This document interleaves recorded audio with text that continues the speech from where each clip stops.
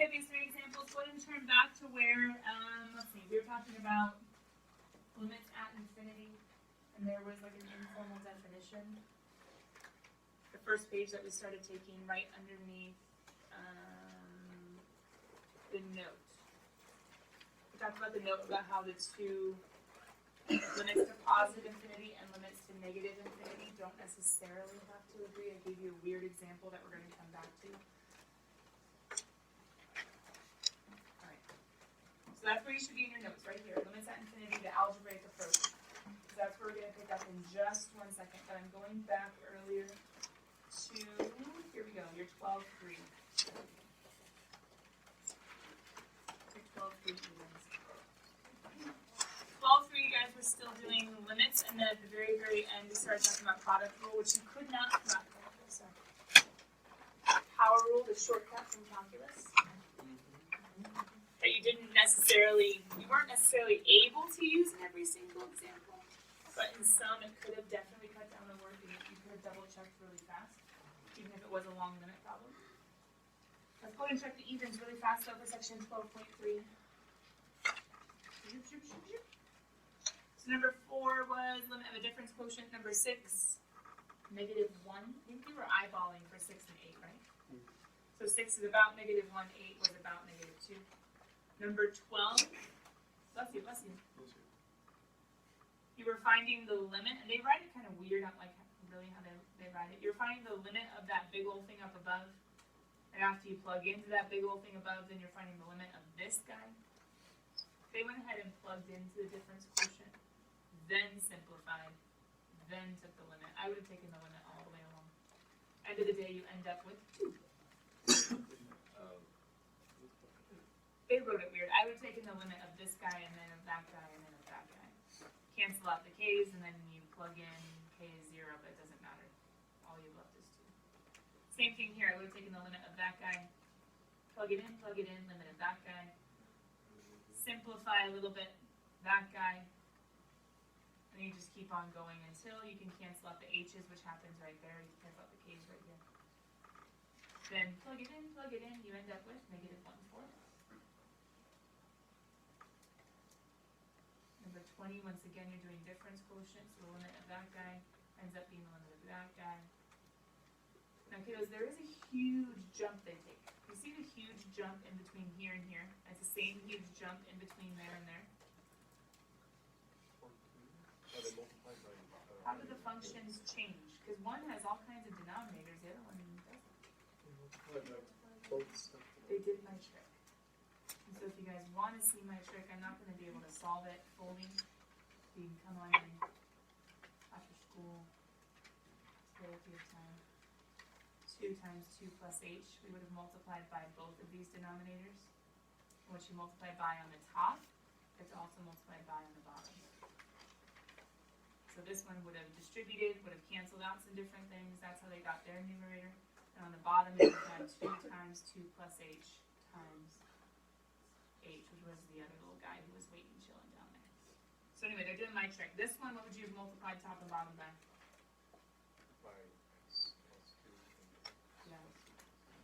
X plus 2 and x plus h plus 2. You would have just taken, once again, both denominators, taken them both to each piece. What you do on bottom, on top, and you do on bottom. And that's why they have what they do have down here. So they're doing my trick. So I was trying to help you because, I don't know, even if you're looking on CalChat for odds, that can be an awful huge jump. You're like, what on earth are they doing? They're simplifying their complex fractions like we did in class. Final answer for letter A, because once you get to this equation, you can plug in x is 0 and get -1/4, and then the next second you can plug in -1 and have the final answer. That's a good thing for keeping everything general, not plugging in x values at the beginning. Finding f prime of x, because then you can go ahead and if you have the general formula for f prime, you can plug in when x is 0, 1 second, and plug in -1. Number 34. Did anybody try the power rule to see if they could do it that way? What was your original function on 34? Yeah. Good. X squared squared minus 3x plus 4. If that's f of x, how does the power rule work?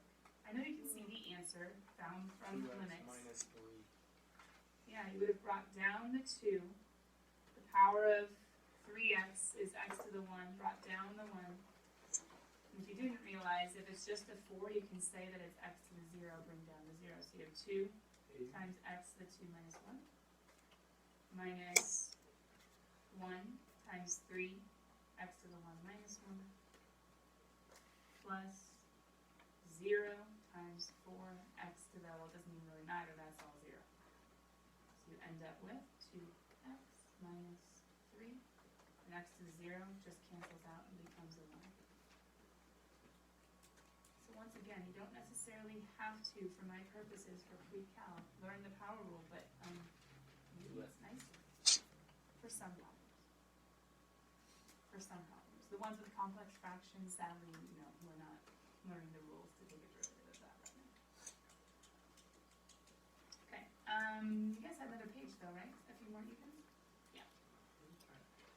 Number 40 is another complex fraction-y one. Once again, there is a big jump, but it's just simplifying. We end up with negative 1 over x minus 5 quantity squared.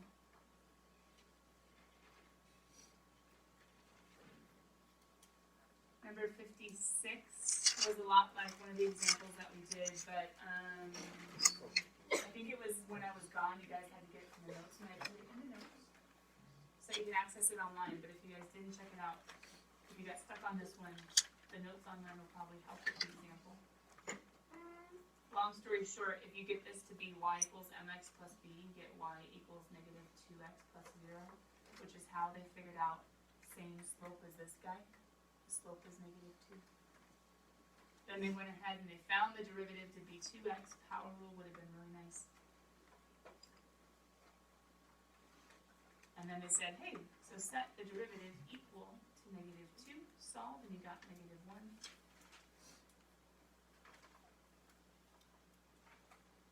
And from negative 1, they were able to find the y value. They already knew the slope, and they just made a nice little tangent. That works, but you could also make it nice and pretty, y equals mx plus b-ish. I think that's our last even. Does that sound right, those of you guys that are checking along? Looks like it? Last week's 56. So y equals negative 2x. Kiddos, that's section 12.3. Do you guys have questions?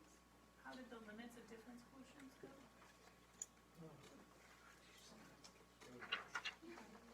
Yeah, can I just pull something like that? I think this is one of the hardest things to get down, is how to get f of x plus h.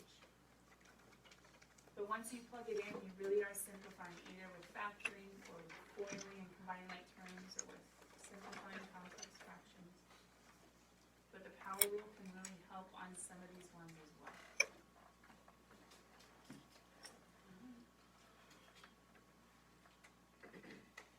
So let's come back to section 12.4, where we're going to end.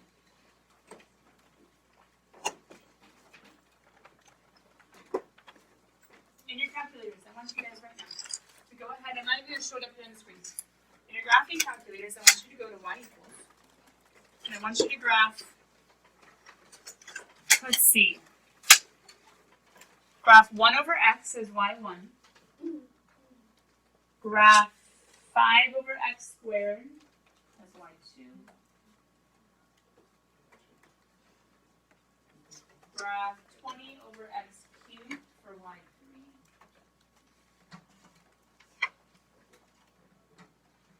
So 1 over x, 5 over x squared is the second one. 20 over x cubed is the third one. And then let's do something like 50 over x to the fourth.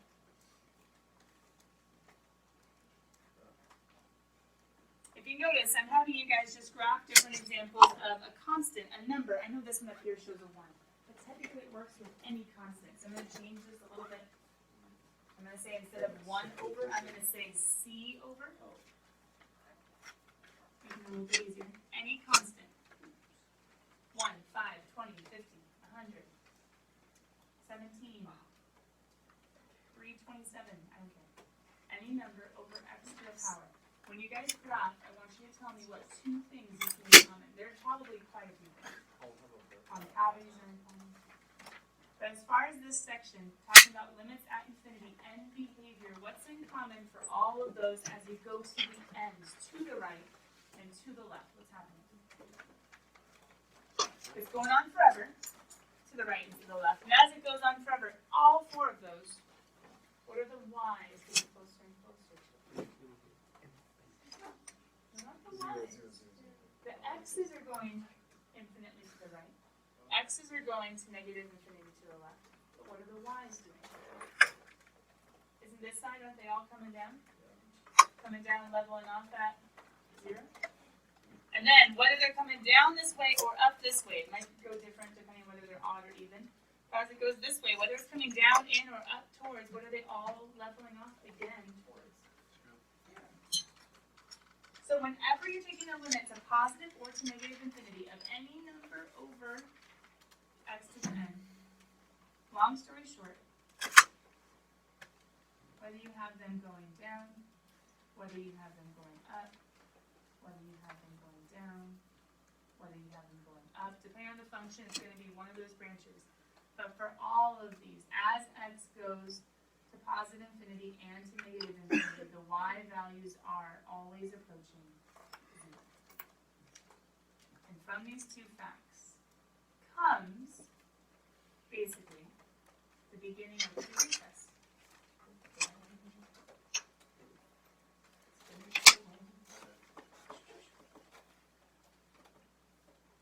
And you guys already wrote down the test. So, or the idea of, long story short, back in chapter 2, section 6, when we were talking about vertical asymptotes and poles and horizontal asymptotes, etc., we talked about the degree test for horizontal asymptotes. Test the numerator, test the denominator. Who's stronger? And what does that mean as far as whether or not there's a horizontal asymptote and whether it's at 0, if there is one, or the ratio of leading coefficients? But the crazy thing is they were just limits to infinity. I just never told you. What? Dun, dun, dun. Back in section 2.6, we actually even learned at first, or for the first time, what this little arrow means. And what does this little arrow mean in math? Approaches. I taught you that. Guess what I was thinking the whole time I taught you? Limits. Limits. I might have said something, I might not have. You probably wouldn't remember anyway. I think I probably did. But we were talking about approaches. And we were talking as you go to the ends. And then we actually even wrote it down. X to infinity and x to negative infinity. To the right, to the left, to the ends of the function. What are the y's doing? We actually wrote things like, for this one up here, as x goes to, if I can actually get it right, as x goes to infinity, f of x goes to 0. We wrote things like this. Or as x goes to negative infinity, f of x approaches 0 as well. I was getting you used to the idea of a limit, and so we were just introducing the whole arrow as approaches. We were getting used to x's are moving and asking ourselves the question, what are y's doing? Anyway, the degree test comes from this whole part that you wrote down in number 2. Mathematically, what came before the degree test was the idea that we can multiply by 1 creatively using 1 or even a constant over x to the highest degree of all the different x's involved. And then we use these little definitions, they're not even definitions, but these statements up above in order to help us solve the problem. So we're leading up to the degree test. Let's go ahead and use the example down below to get started. Okay, 4 limits. According to the limit properties, I'm not making you memorize or write down. We can technically split up and take a limit of each piece of a function as being added or subtracted. Now we know with limits that you try to plug in first, right? But that's when you're coming towards a number. How do you plug in an infinity? You can't, but we can pretend. But kiddos, first of all, in this first one, is there even an x value, an x place to plug in for? No. That means that 4 is just going to stay 4. There's nothing to plug in. The limit of any constant is itself. When x is 1, 4 is 4. When x is 10, 4 is 4. When x is 100, 4 is 4. 4 is 4 is 4 is 4, no matter what. So there's no x value. I know it's trippy. There's no x value. 4 just remains 4, remains 4, remains 4. But, can we think through this one really quickly? The idea of the degree test. We're not even going to use number 2's clue. We're actually going to use the beginning, a constant over x to any power is 0. Right here to say, okay, wait a minute, hold on, we have a constant over x to a power, so what's the limit as x goes to infinity? 0. 0. Or what you guys saw in your calculators, a constant over x to any power is always 0. Now the question surely should kind of be why? Why would it be 0?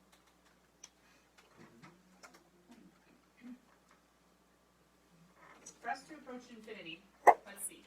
How do we think about fractions? Don't we usually think about, I don't know, like a whole thing and then it's being cut up into pieces? Isn't that usually what we do? Sure. Okay, so let's say that we have, what's on top? 3? Let's say we have 3 Costco pizzas. They're pretty big, right? Okay. Let's say we have 3 Costco pizzas, and let's say this denominator signifies how many pieces we're cutting it into. Alright? So let's say x equals 1. So if x equals 1, well, if we're cutting 3 pizzas into 1 piece each, you just get a whole pizza to yourself, right? Well, you get 3 pizzas to yourself. Smash 3 pizzas into a Now, what if we take 3 pizzas and instead we need, let's see, if x is 2, that'd be 4. We need 4 slices. Are those still pretty honking pieces? Out of 3 pizzas, you only need to split it into fourths. What if I plugged in x is 5, so 5 squared is 25? What if I need to make 3 pizzas last for 25 people? That's going to be approximately, what, like 8 pieces in each pizza? Those slices just got a lot smaller. What if we plug in, what did I plug in, 5 last time? What if I plug in 10? 10 squared is 100. 3 pizzas need to feed 100 people evenly. Order more pizzas. So 100 divided by 3 is 33. So every Costco pizza has to be sliced into 33 slices. Wait. Might get a little It's pepperoni. doable. It's It's doable, but it's going to be pretty small. So what if we plug in 100, and 100 squared is 10,000? Well, 3 pizzas cut into 10,000 slices? Yes. Buy a Domino's. Yeah, forget that. Well, Costco's still pretty cheap, but either way, what's happening to your slices? They're getting smaller and smaller. So whenever you have a constant over x to any power, as x gets bigger, the whole thing gets smaller. So as you're dividing more and more pieces into like these set finite objects, your slices are getting smaller. So as x increases, the whole thing goes to 0. That's the idea.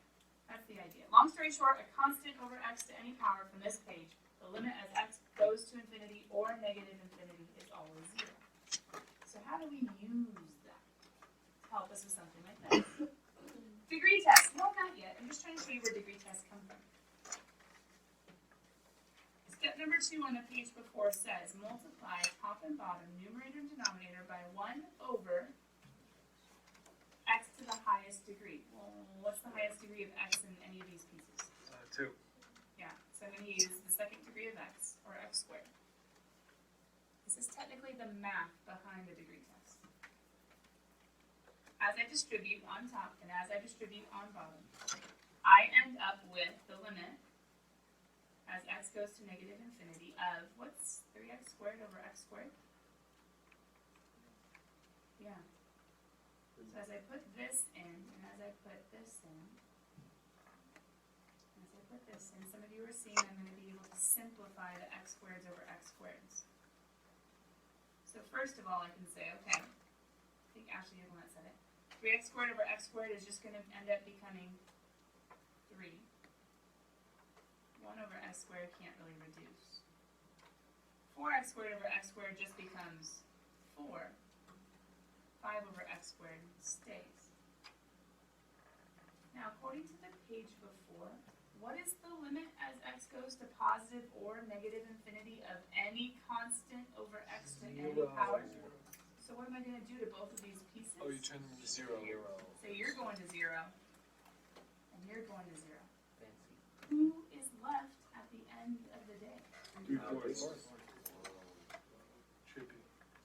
And that's that's why we say when the degrees are tied, the answer will end up being the ratio of the leading coefficients. I can transform the function. When I transform the function, I see clearly, hey, these guys are the strongest. These are going to 0, so I don't even think about them. So some of you guys that are like, why are we randomly ignoring the rest of the function when we do our degree test? It's because they're not as strong, and as we go to infinity, they end up actually going to 0 in some senses. Only the ratio of the leading coefficients will remain.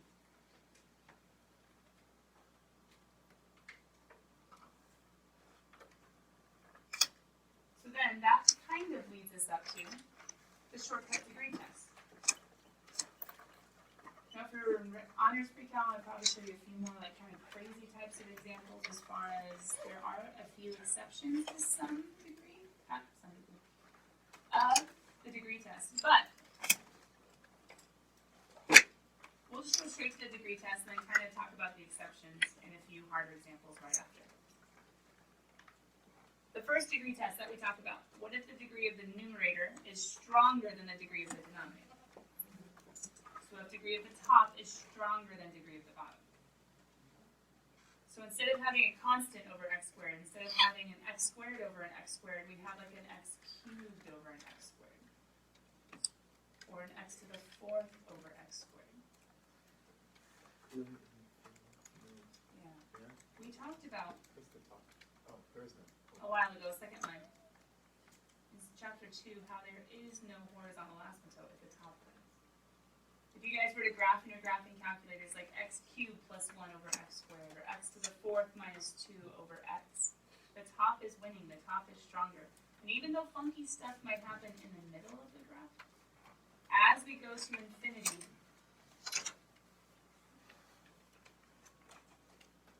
of that function, what can I call them, like P or something? F, G, H, call them H.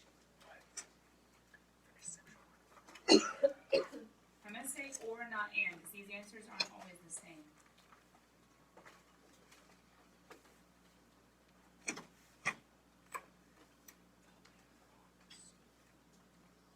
If we're answering a limit question, we're not just going to say none, because remember, none is only when the one-sided limits don't agree, and if we're coming to, or if we're going to infinity, we're not even coming in towards a number, we're just going to the right or to the left. But we can actually state answers. We can say positive or negative infinity, but here's a struggle. Since we're going to actually be giving answers, we're going to say no horizontal asymptote, but we're going to be giving answers to the infinities. We're going to have to check the sign.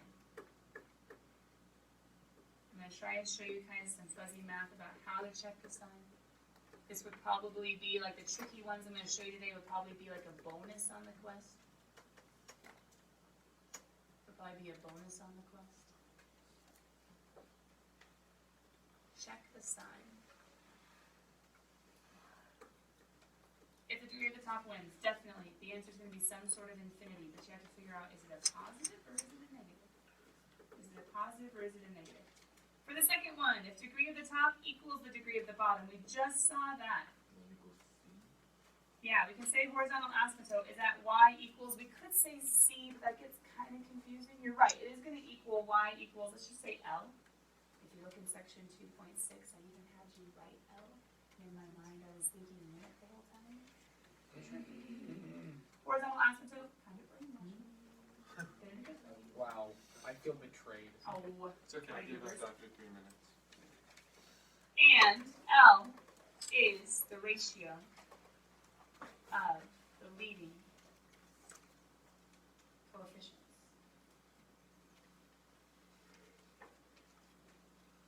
There is going to be a horizontal asymptote. The horizontal asymptote is going to be at a number. And to find the number, you have to look at the ratio of the leading coefficients, which means the limit as x approaches infinity of your h, or the limit as x approaches negative infinity, is going to equal, now here's a struggle again. Stink, what I just put in front of the ratio of leading coefficients. Plus or minus. And here's the struggle why, depending on how complicated the function is, which you guys didn't see in section 2.6. there may again be the need to check the signs. Because the ratio of the leading coefficients, sometimes depending on the nature and sometimes depending on which infinity you're going to, when plugging in really big positives or plugging in really big negatives, sometimes the sign will flip. And it won't just be what it looks like from the function itself. It's usually when you have funny things like exponential functions or like square roots. Funny stuff. And last but not least, if the degree of the bottom wins, if the degree of the top loses. You guys remember the other case? No horizontal asymptote? Zero. Horizontal asymptote at y equals a number, and then horizontal asymptote at y equals why? No matter how many pieces, if you're cutting them, no matter how many pizzas, no matter how many holes you have, if you keep on slicing them smaller and smaller and smaller and smaller and smaller, your pieces are going to approach zero. And there's not even really anything we need to write with this, just the horizontal asymptote is at y equals zero, which means the limit as x goes to infinity of h of x equals the limit as negative infinity of h of x equals. Why did I not put a plus or minus this time? Plus or minus zero doesn't matter. It's still what? Zero. So there is no need to check the sign. Question me. Is it meant to be equals or is it another pair? Meant to be equals. Because if the degree of the bottom wins,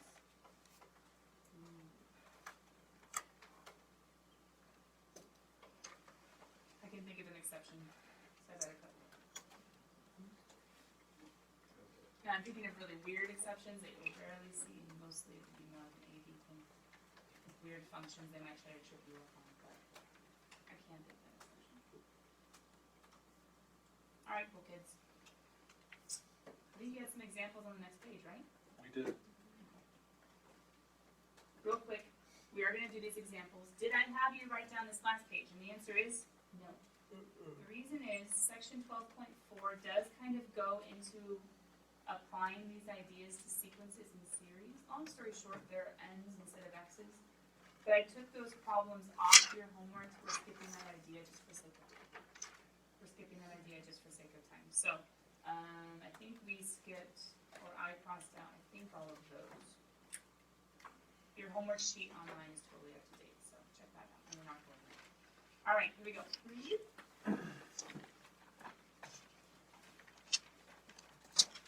We're going to go through really quickly and just first of all see whether or not we're going to have to check the signs. It's like the last thing you think about. Almost always people forget. It gets confusing. So we're going to go ahead and just write over here off to the side. What is the case and whether or not to check the sign? So kiddos, in number 11, top wins by degree, bottom wins by degree, or they're tied? They're tied. They both have x raised to what power? First. So since x is raised to the first for both, we can say this is a tie. And therefore we do need to check plus or minus, right? We need to check plus or minus. How about the second one? It's the top wins. Top wins. What happens with top wins? You have to check plus or minus. Yeah.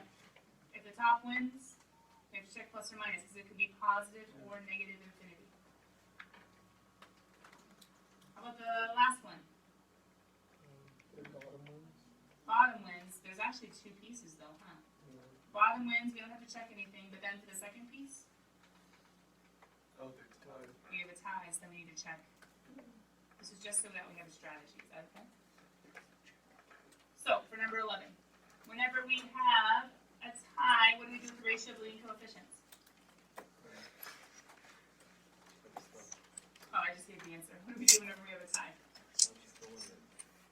Define the limit, take the ratio of the leading coefficients. We're basically ignoring those and just looking at the negative one and the positive one. So we think the limit is negative 1, aka the horizontal asymptote is negative 1. How do we check the signs? Well, let me show you. Ready? We check the signs by thinking, hey, what if I was to plug in a positive infinity? Which is what I'm supposed to be plugging in. Now, here's the weird thing. Infinity is not a number. It's more of a concept. I'm putting little air quotes just for the sake of this is a shortcut way of thinking about it. you're doing 1 minus bigger and bigger and bigger numbers, what's that sign gonna end up being pretty quickly? 1 minus 10, 1 minus 100, 1 minus 1,000. Negative. Over. If I do 1 plus bigger and bigger numbers, 1 plus bigger and bigger positives, what kind of sign is that gonna have? What's a negative over a positive? Perfect. Alright, keep the negative. We're good. Number 18, we said the top ones, which means right away I can say it's uninfinity, but alright, come over here and do our fuzzy math. 4 times positive, bigger and bigger positive numbers to the 4th, and I put little air quotes. Bigger and bigger positive numbers to the 4th. And then I have bigger and bigger positive numbers squared plus 3. What's the sign on top going to be? Positive. What's the sign on bottom going to be? Positive. So what kind of infinity am I going to do? Positive. Good. Last but not least, the third one. We split this one up and do it piece by piece. Do the limit as t goes to infinity of 1 over 3t squared minus, let's see, the limit as t goes to infinity of 5t over t plus 2. What did we say to do when the bottom limit, which is like the first case? 0. Yeah. Plus or minus doesn't matter. 0. 0 is 0 is 0. 0. Minus. What do we do when the leading coefficients? Nope. Keep on trying to get the answer. When the degrees are tied. Check Yeah. the sign. Ratio of the leading coefficients. What would that be? 5 over 1. 5 over 1, which Which is? is basically 5. 5. Now over here to this side. If I were to think about plugging in a positive infinity, 5 times positive infinity. And on bottom, I would have, let's see, there's a minus out in front, right? Oh, but I have the minus already written. And then I have positive infinity plus 2. What's 5 times bigger and bigger positive numbers? What's the sign? And what's bigger and bigger positive numbers plus 2? What's a positive over a positive? Positive. And 0 minus the positive 5 would be? Negative 5. And some of you are like, so what's that whole checking sign things? I think I would have guessed right on all of them. Can I show you one last example? As usual.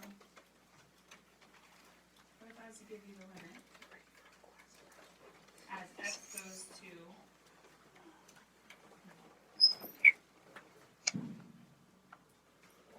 negative infinity? It's not always a negative infinity, but sometimes it.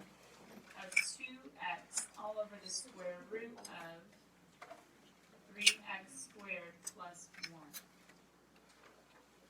we getting our tests back today? I was going to until I realized that Jacob hasn't taken it yet, and he would like to try to get some points on it. So we're going to go ahead and let him take Free it whole for tomorrow when we get back. Corrections are technically due Friday. We'll kind of have a work day Friday, and it'll be for 10A, 10B. Hopefully 10A you guys will do something. 10B will work on definite.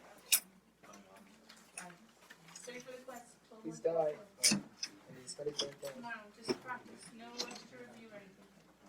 Wait, tomorrow. Yes, tomorrow's the Question: top wins, bottom wins, tied. But no, It's a tie. it's a tie. It's square root of negative, square root of 3x squared. 3 Actually, the squared top wins, right? Because that's for the 1/2 on the Why bottom. is it a tie? Oh. Because it's the square root of 3 Square squared. root of It's Two. the square root of the square. Now we can't actually do that. We've talked about killing poor little, which one is it? Puppies, right? We can't take the square root if it's not factored nicely. Have we ever killed a turtle? But, No, it's no. no, We haven't killed a bunny that's or typically a... No, it's a derivative. Yeah. We haven't killed a bunny or a harambe either. Coming back. Please don't. No, that's the one in the far left. Wasting time. Sorry. Thank you. So, if we need to go ahead and take this limit, we would say the ratio of the leading coefficients, right? But what would the ratio of the leading coefficients be? What's the leading coefficient of the linear term on top? 2. 2. What's the ratio of the linear term on bottom? Wait, linear is quadratic. Nope, it has what on the outside? Square root. Wouldn't it be square root of 3 then? It would be square root 3. Now here's the struggle. Oh. Check the sign. If we were to plug in 2 times negative infinity all over square root of 3 times negative infinity squared plus 1. What's the sign on top? the sign on bottom?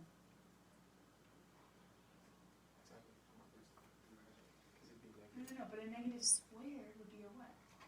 And a positive times a positive is a positive, and a positive plus 1 is, A positive. and a square root of a positive is. That's negative. So my sign needs to be what you probably wouldn't have thought, which is. Now this one is a challenge problem, I'm gonna go ahead and write challenge. This one's a challenge problem, but do you see how my check positive or negative lets you get it right? Yes. Alright, cool kids, you have homework tonight? I cut it down to be shorter. Long story short, have all your homework attempted by tomorrow. I might go over 1 or 2 questions before the class. It's gonna be worth maybe like 25 points. It's not gonna be worth tons of time, but limits are not bad as long as you remember. Plug in. You get 0 over 0. Keep going. If you get a difference quotient, plug in and solve. Do some derivatives and Last but solve. not least, scores on the last one. For what? Miss You have E? to school in 3 months. You guys can- What's in the summer packet for calc? Is it like Yeah, maybe at the beginning of next week. It's basically a little bit of Precalc review, like things like complex fractions that we've been doing. And then it's the beginning. Wait, We're can I doing check this my- again. Can I check my quiz? Oh, it's not out. I think it was like a 23 out of 22 or a 22 out of 22 or something like that. And then we learned like the power of the over and then power tool question. The sad thing is I use that website that used to be really cool for stuff and now it's not working. So I kind of have to rethink it.